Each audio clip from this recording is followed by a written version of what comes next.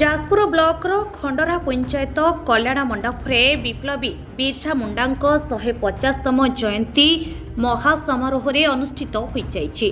Kamalakanta Mishra charitable trust ପକ୍ଷରୁ ଆୟୋଜିତ ଏହି ସ୍ୱତନ୍ତ୍ର କାର୍ଯ୍ୟକ୍ରମକୁ ବିଜେପି ରାଜ୍ୟ ମହିଳା ମୋର୍ଚ୍ଚା ସଭାନେତ୍ରୀ ଐଶ୍ୱର୍ଯ୍ୟା ବିଶ୍ୱାଳ ଆନୁଷ୍ଠାନିକ ଭାବେ ଉଦ୍ଘାଟନ କରିଥିଲେ। ମୁଖ୍ୟବକ୍ତା ଭାବେ ସ୍ୱାମୀ ସଚ୍ଚିଦାନନ୍ଦ ମହାରାଜ ଯୋଗଦେଇ ବିର୍ସା ମୁଣ୍ଡାଙ୍କ ଆତ୍ମଜୀବନୀ ସମ୍ପର୍କରେ ଆଲୋକପାତ କରିଥିଲେ।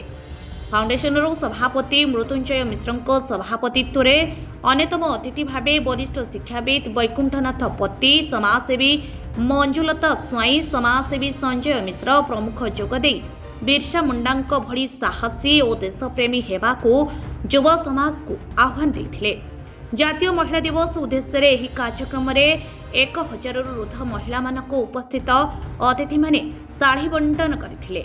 एही अवसर में पूर्व अनुष्ठित विद्यालय स्तरीय वक्तृता और चित्रांकन प्रतियोगितार कृति प्रतियोगी मानक पुरस्कृत करा।